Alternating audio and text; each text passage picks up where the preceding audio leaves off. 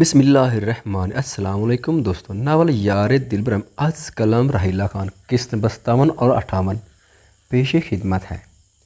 वो हल्क तार करती हरासान नज़रों से दरवाजे की जानिब देख रही थी। कोई तो आए, आखिर कौन है ये लोग और मुझे क्यों उठाया? मैं तो इनफाल के गायब होने पर महद और उसकी फैमिली का उतरा चेहरा भी ना देख सकी। वैसे जो प्लान मैंने बनाया है उसके बाद तो महद इनफाल की शक्ल देखना भी गवारा नहीं करेगा। यकदम वो इनफाल का सोच कर पुरस्कून हुई थी कि कुछ देर पहले की फिक्र जाती रही थी। महद, तुम्हारी बीवी ने मुझे किडनैप करवाया और ख़ुद भाग गई। वो तस्वर में खुद को बड़ी हवेली में मजलूम सी बनी खड़ी आंसू बाती महद से बोली और दिल में ही कहकल गया क्योंकि लबों पर तो कुफ लगा था। वाह यार, क्या आइडिया आया है। मजीद इनफाल की जानब से मिला वो खत काम कर देगा। उसकी आंखों में अजीब सी चमक थी, जैसे चुड़ैल खून पीकर डिकार मार रही हो। और इधर वो डैन शादाब बरोक देख गुड़गुड़ा रही होगी। बड़ी आई मुझसे महद को छीनने वाली। अपनी मासूमियत का नाटक करके सबके दिलों पर राज बड़ा कर लिया तुमने। अब मेरी बारी महद के दिलो दिमाग पर अपना अक्स छोड़ने की, उसको अपनी मोहब्बत में कैद करने की, क्योंकि तुम तो ठहरी बेगौड़ी। वो इनफाल को गलत इल्काबात से नवाजी तस्वर में मुखातिब हुई। रुमाना खुद को किडनैप हो जाना फ़ायदा मंद तस्वर करती, ताने बाने बुनती। आपने नाकिस जहन में प्लान तरतीब दिए कोई चुड़ैल लग रही थी, पर इस बात से अनजान कि उसकी बाजी उस पर उलट पड़ चुकी है। अब तो बस नतीजा निकलना है, अंजाम की बारी है। इनफाल के साथ बुरा करने के चक्कर में वो खुद के साथ बुरा कर चुकी थी और अब जिसके साथ लगी थी वहीं से उसकी ज़िंदगी एक नया मोड़ लेने वाली थी। हसद में वो खुद भी अनदेखी आग में जल रही थी। उसके दिल पर सोचने समझने की सलाहियत पर जैसे मोहर लग चुकी थी कि जलन में वो सब कुछ बर्बाद करते जा रहे थे। ये कौन सी मोहब्बत थी जो रुमाना को हुई थी? ये तो फ़क्त ज़िद थी, चिढ़ थी, गुस्सा था। मोहब्बत हुई भी थी तो इंतकाम में बदल चुकी थी। मोहब्बत में महबूब की खुशी में खुश होते हैं, अपना आप वार लेते हैं, अपने महबूब के लिए खुद को कुर्बान कर देते हैं। और रुमाना तो महद पर अपना कब्ज़ा जमाना चाहती थी, उसको बर्बाद करने के प्लान तरतीब दे रही थी। क्या उसे एक बार भी महद ने कहा था कि वो उससे मोहब्बत करता है? कि उसने उसे कोई अहमियत दिलाई, कोई बात की नहीं। उसने तो फ़क्त दोस्त समझा था और रुमाना ने इस दोस्ती को गलत रंग में डाल लिया था। मुख्तसरन वो मोहब्बत की मीम से भी वाकिफ़ ना थी। वो तो बस इनफाल से नफ़रत का शिकार थी और इस सब में वो अपना दोस्त भी खो चुकी थी। इस सब से अनजान वो अपनी सोचों में गुम थी। पर मुझे अगवा किया किसने है? वो खुशी मनाती फिर से अपने पॉइंट पर लौट आई। कौन है ये कमीना जिसने मुझे अगवा किया? रुमाना सोचकर तिलमिला उठी, पर हरकत करने से महरूम थी, जबकि निगाहें हनूज दरवाजे पर जमी थी। उससे ज़्यादा इंतज़ार नहीं करना पड़ा कि जल्द बहर से कदमों की छाप सुनाई देने लगी और देखते ही देखते ठा से दरवाज़ा खोले कोई अंदर दाखिल हुआ था। दरवाज़ा खुलते ही बहर से रोशनी का रेला सा अंदर गुजरा था, जिससे रुमाना की आंखें चुंधिया सी गई थी कि उसकी सख्ती से आंखें बंद कर ली। दिन का उजाला दरवाजे से कमरे में दाखिल होकर अंधेरे से कमरे को काफ़ी हद तक रोशन कर चुका था। तभी आने वाले मकरूह मुस्कुराहट के साथ अंदर दाखिल हुए। कदमों की छाप से महसूस हो रहा था कि वो दो लोग थे। तभी कुछ तवक्कुफ के बाद उसने आंखें वाह की कि अपने ऐन सामने दो गुंडों को खड़ा देखा। उनके चेहरे की मुस्कुराहट और गंदी नज़रों से खुद का जायज़ा लेने पर रुमाना के वजूद पर लम्हे के लिए खौफ तारी हुआ था। बॉस, ये तो बड़ी खूबसूरत बला है। आने वाले दो लोगों से एक मुस्कुराती आवाज़ में बोला। इसलिए तो दिल बेईमान हो गया है। वो घुंघरेले बालों वाला गुंडा घुटनों से फटी नीली पैंट पर ग्रे कलर की शर्ट पहने, जो कि बराए नाम थी। शर्ट के सारे बटन खुले होते, गहरी स्याह आंखों में शौक लिए, जबकि पीले दांतों की नुमाइश करता रुमाना का गहरी नज़रों से जायज़ा ले रहा था। तभी अपने साथी की बात पर सख्त नज़रों से घूरा। रुमाना को सामने खड़े दोनों वजूद से घिन से महसूस हुई, कराहियत महसूस की थी। तभी वो कुर्सी पर बैठी हाथ पांव खोलने को कोशिश करती मज़ाहमत करने लगी। उसके मुँह से टेप उतार मुकाबिल अब रुमाना को साद नसों से घूरकर अपने मतहत से बोला। जब भी वो सारी लाता उसके नज़दीक आता, बड़ी बेरहमी से उसके मुंह से टेप खींच चुका था। आह, जिसके साथ ही रुमाना की दर्द भरी चीख बरामद हुई थी, जबकि सामने खड़ा गुंडा मुंह में तिली दबाए गहरी स्याह आंखों से उसके तासुरात का जायजा ले रहा था। कमीने गुंडे, कौन हो तुम? कुछ देर बाद रुमाना दर्द की शिद्दत कम होने पर चिल्लाए, तू जा यहाँ से। वो अपने आदमी से मुखातिब हुआ कि वो सारी लाता कमरे से निकल गया। जो तेरे को नज़र आ रहा हूँ वही हूँ मिस्टर गुंडा। वो कमरे के कोने से कुर्सी खींचकर आंखें घूमता उस सामने रखकर बैठ गया। मुवल्ली, मुझे क्यों अगवा किया? रुमाना को उसके हुलिये से कराहियत महसूस हो रही थी। बीवी बनाने के वास्ते वो पीले दांतों की नुमाइश करता टांगों को उसकी कुर्सी के बाजू पर टिकाए बोलता रुमाना को हफ्तों अकलीम की सैर करवा गया। क्या बकवास कर रहे हो कुत्ते? रुमाना शिद्दत से गुस्से से कांपती आवाज़ में बोली, जबकि उसके कुत्ते कहने पर मुकाबिल की स्याह आंखों में खून सा उतर आया था कि वो झटके से उठकर उसके बालों को मुट्ठी में कैद कर चुका था कि रुमाना की आंखें फैली। शरणी समझती किया है खुद को, अब अगर बकवास की तो चमड़ी उधेड़ कर लटका दूंगा। वो दहशतनाक लहजे में उसके मुंह पर फुनकारा और झटके से उसके बालों को छोड़कर सबका पोजीशन में बैठा और टांगों को मुसलसल जलाता खाज जाने वाली नजर रुमाना को देख रहा था, जो खौफ से उससे ही देख रही थी। किसके कहने पे मुझे किडनैप किया है तुमने? वो हल्क तार करती बोली। तेरे कमीने भाई ने कहा था। वो घुंघराले बालों में लगा ब्लैक हेयर बैंड दुरुस्त करता नखवा से बोला। मेरे भाई ने मुझे नहीं किसी और को किडनैप करने का बोला था। वो तेल मिला उठी थी।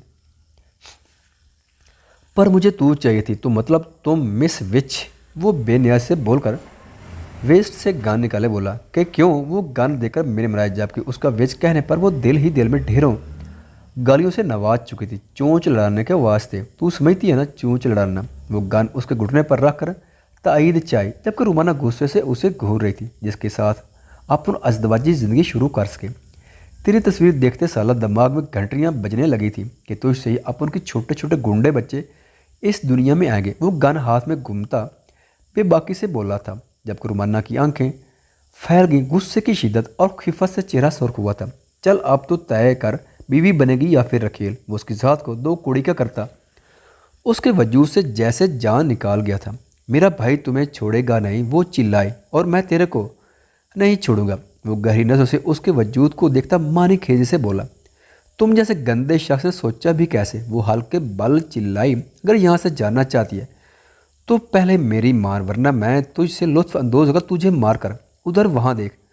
वो उसको कोने की जाने इशारा करता बोला, जहाँ गड़ा सा बना था इस जगह दफना दूंगा। वो कुर्सी से खड़ा बर्फीले लहजे में बोला, देखो मुझे जाने दो, मैं भाई को नहीं बताऊंगी कि मुझे तुमने किडनैप किया था। वो मुसलियत के तहत बोली, वो सब मैं देख लूँगा, तू जल्दी से बता। मुकाबले कुर्सी पर पैर रख कर थोड़ा झुककर उसकी आंखों में देखता बोला, नहीं कभी नहीं, मैं तुम्हें देखना भी गवारा ना करूँ। वो नखवा से मुंह फेर गई, जबकि मुकाबले की आंखों में सर्द पर मुजतमा हुआ था कि वो झटके से गन उसके दिल के मुकाम पर रख चुका था। उसकी हरकत रुमाना पर कप कपा गई, जबकि वजूद से सर्द लहरें सरायत कर गई थी। कुत्ते की शिकत वाले दूर हटो, रुमाना चीखी, जबकि मुकाबिल शरर बार निगाहों से उसे देखकर गन का दबाव बढ़ा चुका था कि रुमाना ने सख्ती से आंखें मेची, जबकि उसने पैंट की पॉकेट से छोटे साइज का तेज धार चाकू निकालकर उसके निचले हिस्से पर कट लगाया और इतनी ही तेज से उसके बाजू पर गहरा कट लगा गया था। आह! यकदम रुमाना की चीख निकली और उसने आंखें खोली। खून तेज से उसके होंठ और बाजू से निकल रहा था। कब कमीने गुंडे, ये तुमने क्या किया? वो कप कपाते होंठ से बामुश्किल बोली, जबकि आंखों से आंसू जारी थे। मिस विच, चेक करो कि इससे तेरे टुकड़े हो जाएंगे, नहीं तो आरी ले आओ।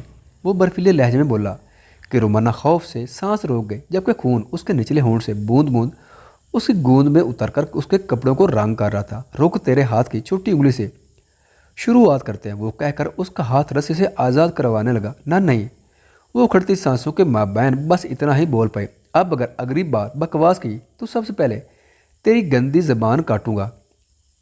जबकि रुमाना आंखें मूंदे सर कुर्सी से टिका गई। तकलीफ लम्हा बलम्हा बढ़ती जा रही थी। उसे इस शख्स से शदीद खौफ महसूस हो रहा था। माँ मुझे जानने दो, वो मुल्तजी अंदाज में बोले। देख, पहली बात तो ये कि कोई गुंडा तुझ जैसी बुलबुल को अगवा करे तो जाने नहीं देता, पर मैं तुझे जानने दूंगा अगर तू मुझसे शादी कर लेगी तो, वरना दूसरी सूरत। ज़्यादातर गुंडे शादी के बगैर ही काम कर जाते और मैं भी वही करूँगा। वो गन अब उसके पेट पर रख कर शोखी से गोया था, जबकि रुमाना खुद को बेबस पाकर रोती जा रही थी। विच, बोल, मेरे पास तेरे को टाइम देने का टाइम नहीं। वो दूसरे हाथ से चाकू उसकी शाहराग पर रखकर गुस्से से बोला था। बड़ी हवेली में सबके चेहरे खुशी से तम तमा रहे थे। इस वक्त वो सब लाउंज में बराजमान थे। कुछ देर पहले ही बड़ी हवेली वाले शम्मस रोशाने के साथ बाकी सबको भी इधर ही ले आए थे कि नाश्ता सब ने इकट्ठा करना था। शम्मस माजरत करता वहाँ से चला गया था कि डिनर वो उनके साथ करेगा, जबकि बाकी सब खुश गपियों में मसरूफ़ थे। खाना भी अपनी तीनों पोतियों को खुश देख सदके वारी जा रही थी, जबकि वो तीनों शर्माई लुझाई सी एक तरफ बैठी निम्रा और निदा से खुसर फुसर कर रही थी, जिनमें ज़्यादातर निम्रा और निदा इन तीनों को छेड़ रही थी, तो दूसरी तरफ सादिया, रुमाना और शादाब की गैर मौजूदगी से सख्त परेशान थी। वो न जाने कितनी बार फ़ोन कर चुकी थी, पर दोनों का नंबर बंद था, इसलिए वो सुबह सुबह ही अपने घर के लिए निकल गई थी। खाना बी ने बहुत रोया, हर बार बार दोबारा आने का कहकर परेशान सी अपने घर चली गई। शादाब और रुमाना की गैर मौजूदगी सबने महसूस की थी, पर वो जानते कि दोनों बहन भाई कितने मूडी हैं, अपने घर चले गए होंगे। जबकि इंसाब में बदर और समत तो यूं बैठे थे जैसे कैसी किसी रियासत के शहजादे हों, गोया कला फतह कर लिया। साथ ही अफनान और अली को बुरी तरह जला रहे थे, जबकि साथ बैठा हारिस उनकी हरकतों पर अपना कहका बमुश्किल रोकर रेहान से खेल रहा था। तभी संजीदा सा महज दाखिली दरवाजे से अंदर आया था कि सबकी नज़रें उस जानिब उठी जो फ़ोन पर तेज से उंगली चलाता मसरूफ सा देख रहा था, जबकि चेहरा चट्टानों की मानद सख्त था। वो काल वाले कपड़ों में ही मलबूस था। तभी वो सबको सलाम करता हार के साथ बैठा। सब ने बगौर उसको देखा था, जो हद से ज़्यादा संजीदा लग रहा था। इनफाल कहाँ है महद? शाइस्ता ने उससे पूछा कि वो अकेला ही आया था। दरअसल वो सब महद इनफाल का इंतज़ार कर रहे थे कि नाश्ता पूरी फैमिली के साथ ही करना था, और दूसरा वो सब वलीमा कैंसिल करने पर महद से जानना चाहते थे क्या वो अभी तक वापस नहीं आई छोटी मम्मा? महद ने गंभीर आवाज़ में उल्टा उनसे इनफाल के बाबत दरियाफ्त किया कि सब ने चौंक कर महद को देखा। क्या मतलब बेटा, इनफाल तो आपके साथ थी ना? शाइस्ता ने उलझ कर पूछा, जबकि बाकी सब की ज़बान पर भी यही सवाल मचल रहा था। नहीं, वो मेरे साथ नहीं थी, वो अजली अंदाज में बोला। तो कहाँ है इनफाल? सबके चेहरों पर तशवीश के तासुरात उभरे थे, जबकि महद का वलीमा कैंसिल करने की समझ भी लग चुकी थी। मुझे भी नहीं पता, मैं कल से उसे ही ढूंढ रहा हूँ, महद ने कहकर सख्ती से लाभ भेजा, जबकि उसकी बात पर सबके दिल होल उठे थे। हमें पूरी बात बताओ महद। अरसलान खान आग बगोला हुए। पूरी बात जानना अहम नहीं आपके लिए, सिवाय इसके कि आप सबकी लाडली जहाँ भी गई है अपनी मर्ज़ी से गई है। महद तकरीबन धड़ा था। अपनी मर्ज़ी से गई वाली बात सच ही तो थी कि वो रुमाना के साथ जो गई थी, जबकि उसके अल्फाज पर हवेली के मकीनों पर जैसे छत आन गई थी कि वो सदमे किसी कैफियत में मुब्तला होनक बने उसे ही देख रहे थे। जबकि उन सब में हारिस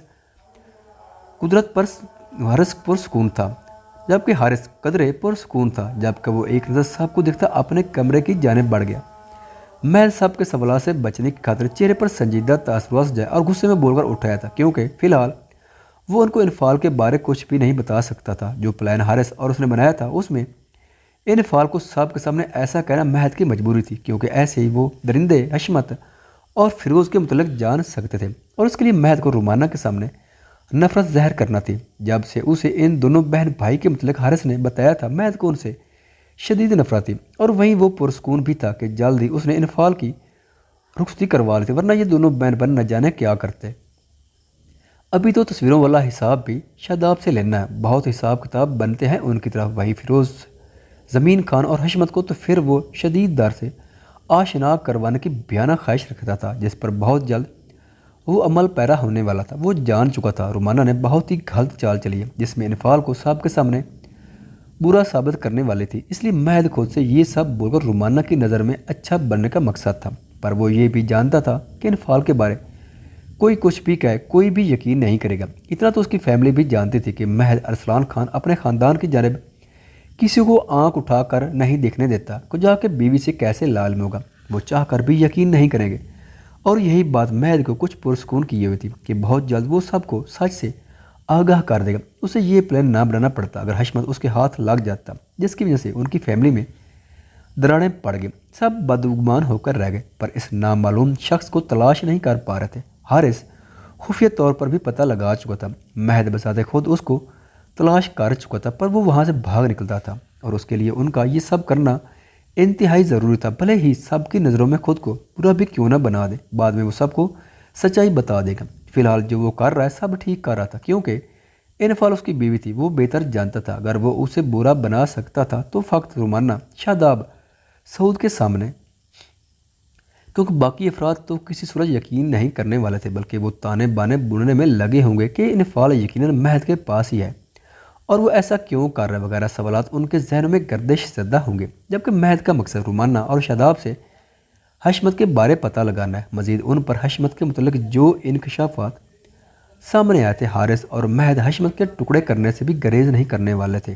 मुख्तसरन महद अरसलान अपनी बीवी को सबकी नज़रों में बुरा साबित कर सकता था तो मोतबर भी कर सकता था। अपनी बीवी से वो अच्छे से वाकिफ़ था। वहीं घर वाले भी इनफाल महद से वाकिफ़ थे कि इतना उनको इल्म तो था ही कि महद जो भी करता है ज़रूर कोई ना कोई वजह होती थी। अपने कमरे में आते महद इस तरह भी कैफियत में टहलने लगा था, तभी उसकी नज़र ड्रेसिंग मिरर के साथ चुपकी पेपर पर पड़ी। वो भिंचे लंबे लंबे दाग भरता आगे बढ़ा और खींचकर वो पेपर उतारा। महज जैसे जैसे ये तहरीर पढ़ रहा था उसकी आंखें अंगारा हो रही थी, जबकि बिजड़ी जिबड़े भिंचे हुए थे। महज, मुझे तुम्हारे साथ नहीं रहना तो मुझे बिल्कुल अच्छे नहीं लगते। मैं यहाँ से दूर जा रही हूँ। कितने दिनों से मैं मौका की तलाश में थी और आज मिल गया तुमसे जान छुड़ाने का। दरअसल मुझे तुमसे शादी नहीं करनी थी,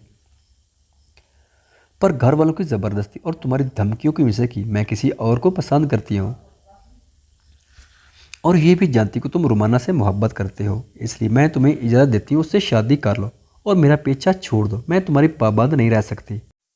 मुझे ढूंढने की कोशिश मत करना। मैं जहाँ भी हूँ अपनी मर्ज़ी से हूँ और मैं तब वापस आऊँ जब तुम मुझे आज़ाद कर दोगे। बहुत जल्द मैं तुम्हें खुला के पेपर भिजवा दोगे। महद ने कागज़ को मुट्ठी में दबाकर मरोड़ डाला था और ज़ोर से ज़मीन पर फेंका था, जबकि वो गुस्से की शिद्दत से दोनों बाजू ड्रेसिंग टेबल पर जमाया। लहू रंग आंखों से सामने मिरर में अपना अक्स देखा था और देखते ही देखते ज़ोर से मुक्का मिरर में जड़ दिया कि छनाके की आवाज़ से वो टूटता महद के हाथ को बुरी तरह जख्मी कर गया था। डैम इट, उसने बगैर रखे पैर दर पे मुक्के टेबल पर जड़ दिए। गुस्से से सांसें फूलने लगी थी, जबकि कानपट्टी और गर्दन की रगें वाज़े उभर आई थी। वो खत इनफाल ने नहीं लिखे थे, पर फिर भी महद को बेपनाह गुस्सा आया था। न जाने क्यों उस झूठे खत में लिखी तहरीर जिसमें महद को छोड़ने का जिक्र था उसके जिस्म से रूह खींचने के मुतरादिफ था। नहीं, तुम्हें तो मैं छोड़ूंगा नहीं। तुमने मुझे मजबूर किया है मेरी बीवी के बारे में सब कहने पर।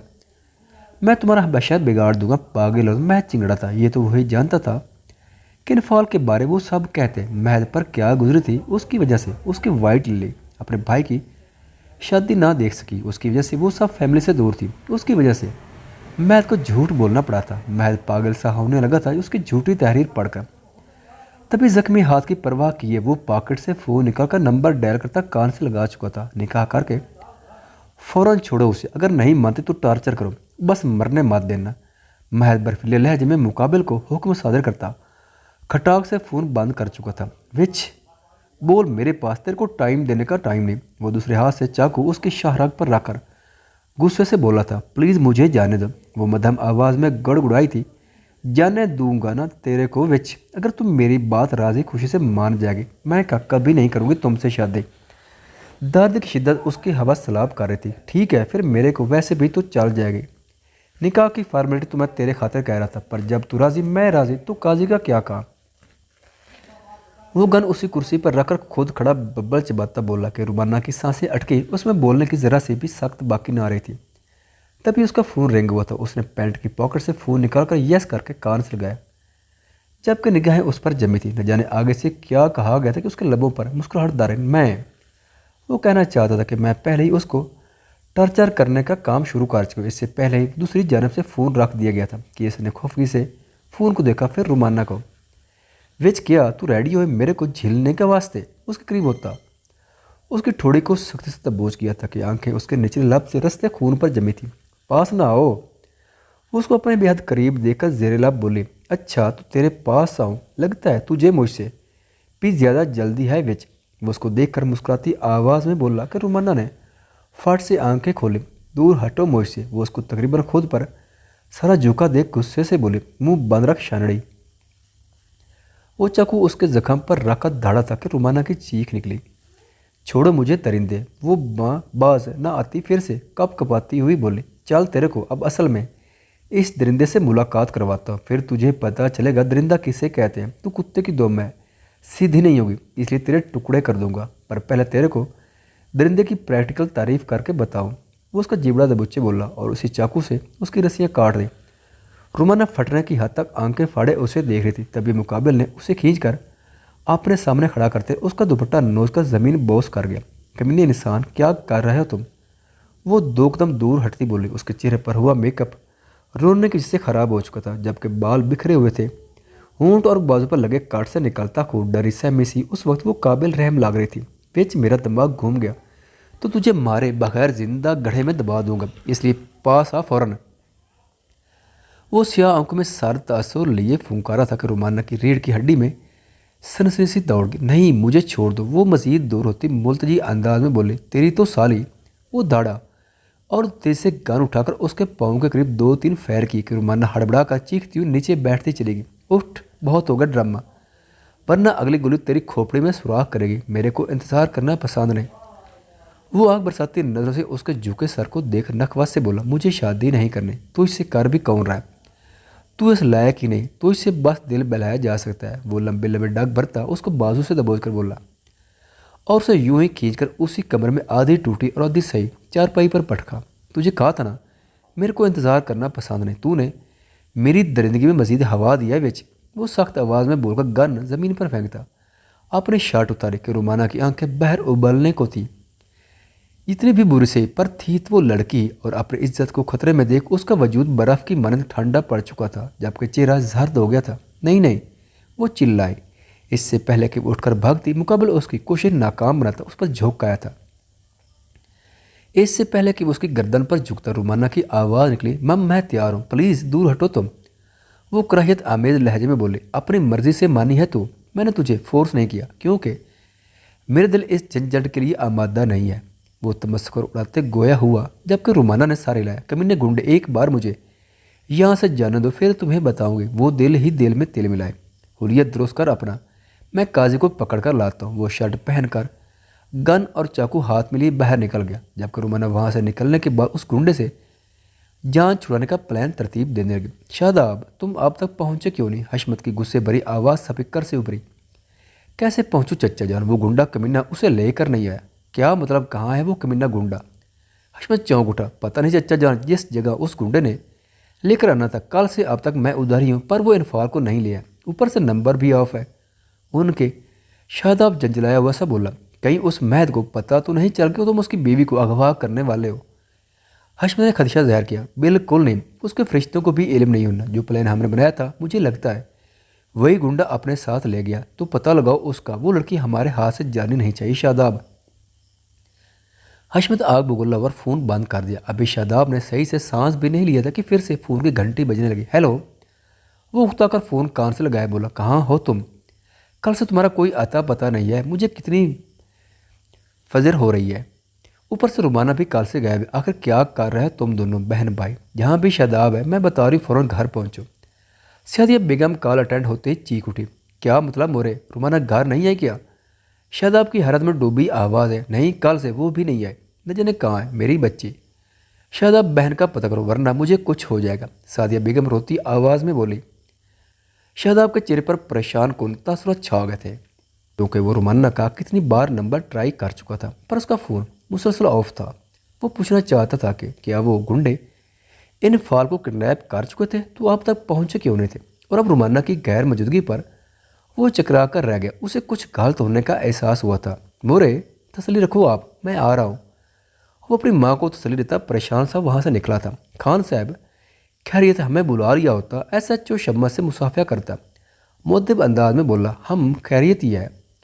दरअसल मैं ज़मीन खान को मुआफ़ कर चुका हूँ, इसलिए उनकी रहाई की बाबत बात करना थी। वो नशे संभाल कर संजीदगी से गोया हुआ। मगर खान साहब, आप पर कातलाना हमला हुआ है। मुकाबिल रिसीवर उठाकर मुलाजिम को आर्डर था। शम्मस खान से बोला, सियासत में ये सब आम है, वैसे भी हवालात की हवा के बाद इंसान सुधर जाता है। उम्मीद है ज़मीन खान पर भी यहाँ की दाल रोटी ने खासा असर किया होगा। शम्मस संजीदगी से बोला कि SHO का कहका गूंजा, ये तो बजा फरमाया जनाब। वो मुस्कुराते गोया हुआ। शम्मस ने हल्का सा सारे लाया और पेपर वेट घुमाने लगा। खान साहब, ध्यान रहे, ज़ख्मी सांप दोबारा भी हमलावर हो सकता है। फ़िलहाल तो इसमें सकत नहीं, अगर फिर भी वो ऐसी हरकत करता है तो फिर मुझे मारने का राइट होगा। वो गंभीर आवाज़ में बोलता अपनी जगह से उठ खड़ा हुआ।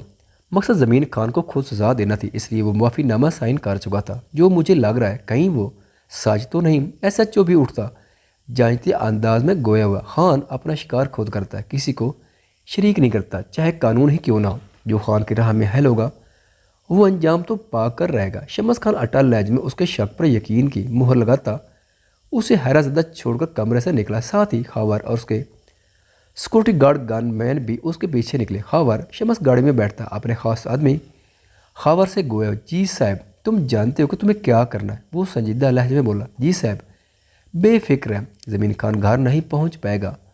खबर मुअद्दिब सा जल्दी से बोला था। ख़वातीन हज़रात, वीडियो देखने का शुक्रिया। अगर वीडियो पसंद आए तो चैनल को सब्सक्राइब करें और साथ ही बेल के आइकन को लाजमी प्रेस करें ताकि आपको आने वाली वीडियोज़ के अपडेट सबसे पहले मिल सकें। खुदा हाफिज़।